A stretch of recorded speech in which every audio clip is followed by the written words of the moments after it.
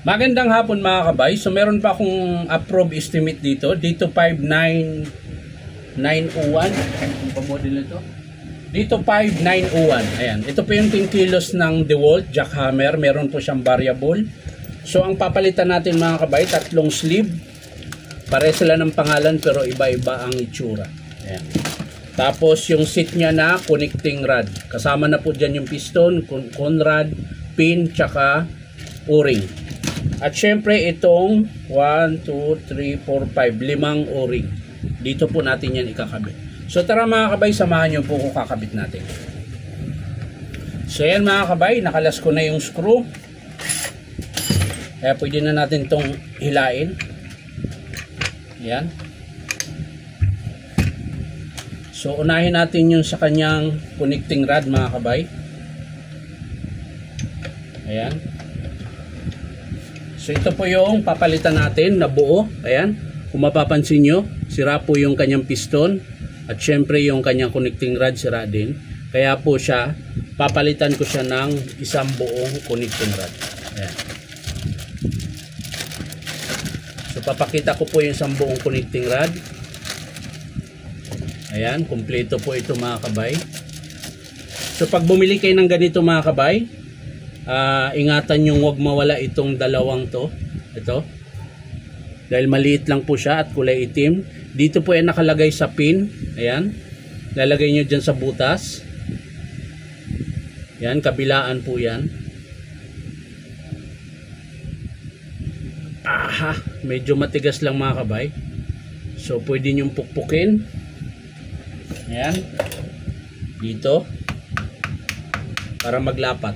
Ayan. So importante po yan mga kabay para hindi po masira yung cylinder na yan. Ayan. So pag binuo nyo naman mga kabay, ayan, lalagay nyo lang yung connecting rod sa may piston. Tusok nyo yung pin. Ayan. Ganun po ang itsura nyan. Tapos yung bagong o-ring. Ayan. So yan na po siya mga kabay. Buo na po siya. Ito yung luma. Yan po yung ikakabit natin. At syempre, kailangan muna nating baklasin ito. Dahil dito natin ikakabit. Ay, hindi pa pala nakalas mga kabay. Yung allen screw. Ayun, may isa pa. Nakalimutan.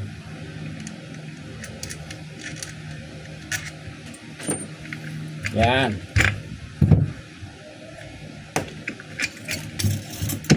So ito po yung spring niya, ayan. Kailangan kung paano siya kinabit, ganun din po yung pagbalik mo. So kung sakaling hindi nyo gaano kabisado, wag nyo na lang siyang tanggalin. O kaya hayaan mo na siya dito sa loob. Tapos yung striker. Ayan, sira po yung o-ring niya. Putol. So ito yung o-ring ng striker. Ayan. So okay na rin yan. Ano pa ba? So ayan. Ito naman yung sa cylinder. Ayan. Magpapalit tayo.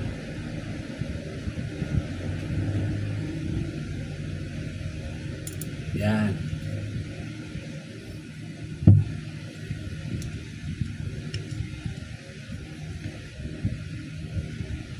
So hindi pala dito yan mga kabay. Doon yan sa sa isa. So nagpalit na tayo ng ilang o-ring. Dalawa pa lang. Mayroon pa tayong tatlo ikakabit. Doon po ito sa spindle niya mga kabay. So ayan, okay na tayo dito sa cylinder, striker at connecting rod. Ayan, tabi natin yan dyan. Okay. Dito naman tayo sa kanyang spindle. So ang pagtanggal nito mga kabay, gamit lang kayo ng flat screw. Sungkitin nyo yung cap.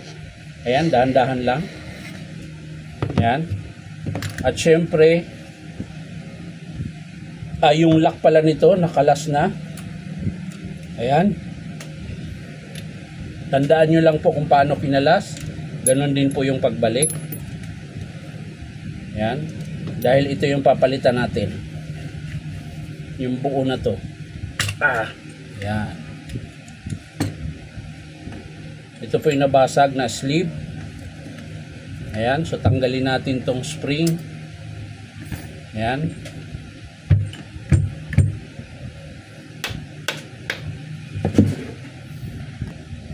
So ayan mga kabay. Nakalas ko na yung spindle. Ito yung papalitan natin na o-ring. Ayan. Dito po yan.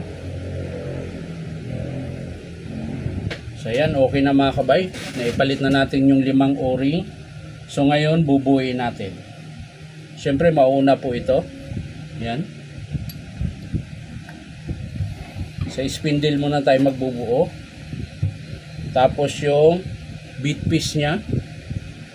Ayan, paganyan po yan. Tapos dito sa spindle. Ayan, ay, hindi ko pala naikabit ito mga kabay. Yung isang... Ayan. Okay, ayos na. Ayos na yan mga kabay. Ayan. So balik na natin tong spindle. Ayan. So ganun pong forma niyan. So yung sleeve na sinasabi ko mga kabay, ito yon. Yan. Ito yung nasira. Puro bakal na lang. So dapat may plastic siyang ganun. Nadurog po yan. So ang forma niyan mga kabay, mauuna muna ito. Yan. Pag ganyan yan. Tapos ito sunod. Tapos iikutin mo lang para bumaba. Tapos sunod yung spring. Yung spring na yun mga kabay, yung may nakausli na matulis, meron niyang pagpapasukan dito na butas. Ayan. Kailangang pasok siya doon sa sinasabi ko na butas para hindi siya gagalaw. Yan. So ganun po ang forma niya. Sunod niyan yung plastic na takip. Ito po yun. Isa-isa ko lang mga kabay para matatandaan nyo. At syempre ang sunod niyan ito. Yung spring. Yan. Syempre yung plastic na washer. At yung dalawang lock ng bala. Yan, magkabilaan yan, may isa pa. So ganun po yung itsura niyan. Tapos lalagyan natin ng grasa.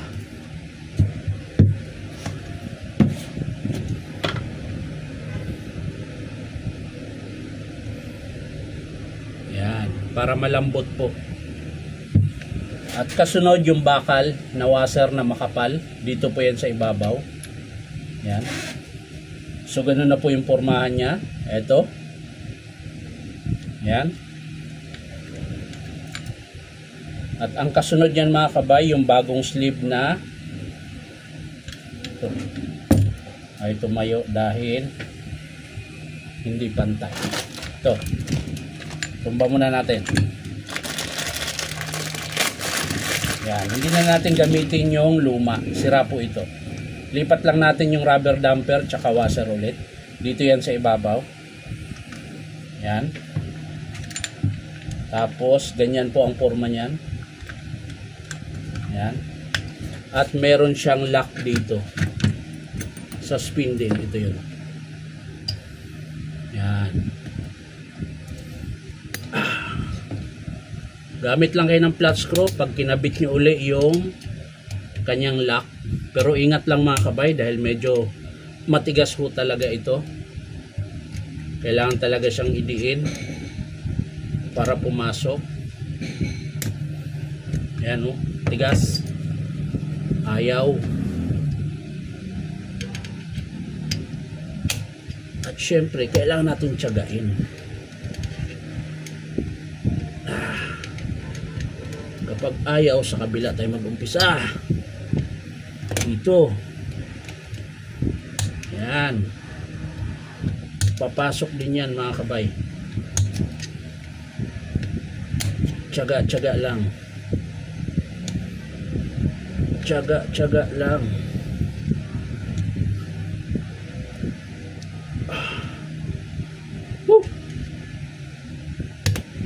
Yun, oh. O, diba? Pumasok din siya, mga kabay. At sunod yan yung cup. Ito.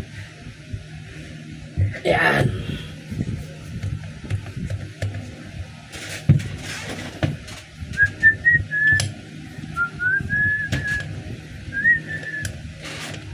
Tigas pa. Ay pumasok. Kulang pa sa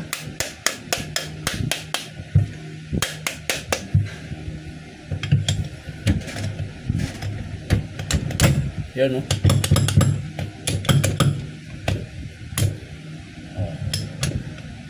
Hindi pa nag-ano yung kanyang tawag nito, grasa. Ayan.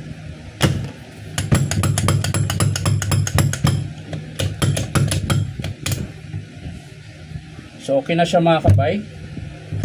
Ang sunod ay yung connecting rod. So ayan, mga kabay, susunod na natin to. Ayan. So syempre, cylinder muna mauna. Lagyan lang natin ng grasa, mga kabay. Ayan. Dito din sa labas. At yung loob. Ayan. Tapos ang pormahan yan, mga kabay, pag ganyan. Ayan. Ganun po yung itsura sa loob. Ayan. Sunod yung rubber damper. Dito po yan sa ibabaw ng cylinder. Dapat yung rubber nasa taas. Ayan.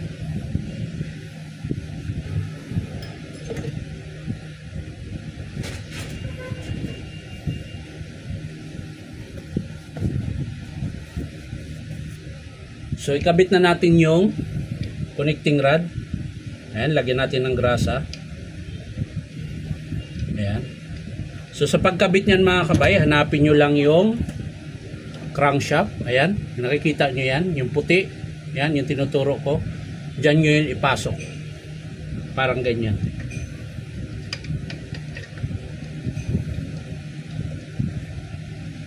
Pag ayaw pumasok, mga kabay, sungkitin nyo yung crankshaft, ikutin nyo papunta dito. Tapos ulitin natin pagkabit.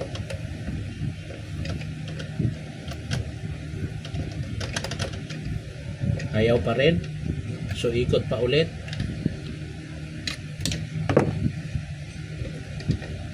Yun, hanggang sa siya ay pumasok na. Ayan. Okay na, mga kabay. So lalagyan nyo rin ng grasa yan, paikot. Ayan.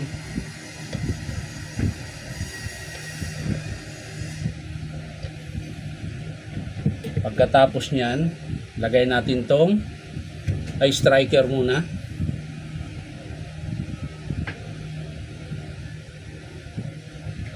Dito po yan nilalagay sa kanyang cylinder.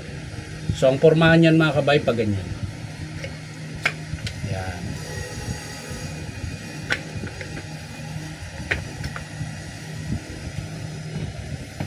So pwede na nating ilagay yung cylinder para ma-screwhan natin yung kalahati. So sa paglagay niyan, mga kabay, ganito lang. Ayan. Kaharang tong spring sa huli yan. Ayan, tutulak mo lang. Kailangan nakapasok yung cylinder sa connecting rod.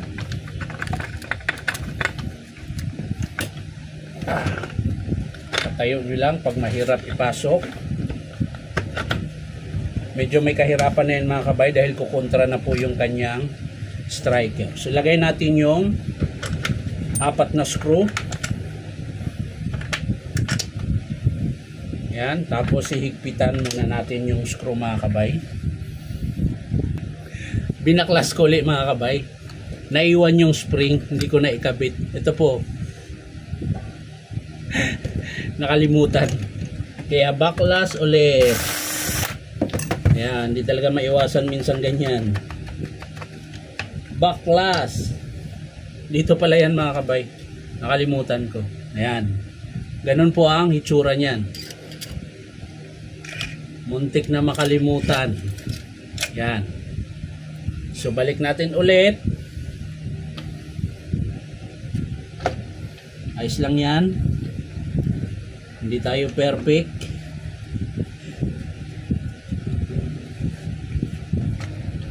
Yeah.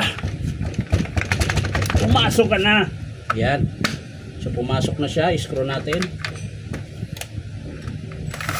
Hindi pa tayo nakalagay ng langis mga kabay. Mamaya. Yan. Yan mo yan. Pwede natin ibalik yan.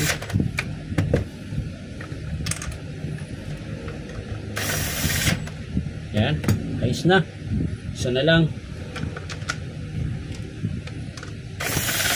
Yun. So okay na mga kabay. Nailagay na natin. So ang sunod ay maglalagay tayo ng langis dito.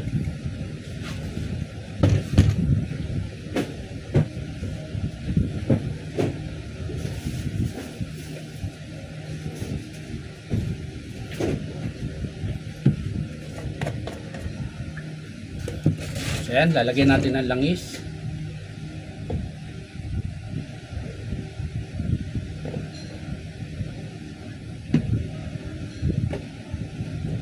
So medyo kulang, dagdagan natin. Ito. Kinulang siya.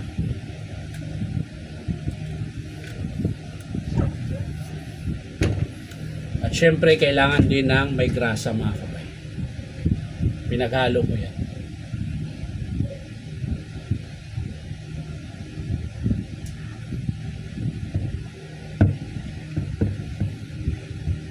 Yung rubber, muntik na rin makalimutan. Ayan. So ganun po itsura niyan. Hindi ko na diretso, baka matapon yung langis. Ayan.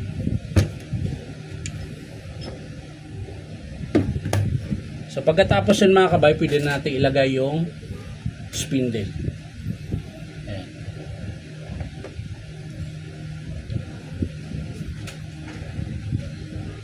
Ayan. Tapos syempre screw natin. So ayan mga kabay, na-screw na natin. So titesting na po natin. Ayan, nakasaksak na po yan. Lagyan natin ng bala. Tingnan natin kung malambot na. Malambot na yung paglagay. Ayan, malambot na mga kabay. Kanina medyo matigas pa dahil hindi pa po kumalat yung kanyang grasa. So testing natin mga kabay.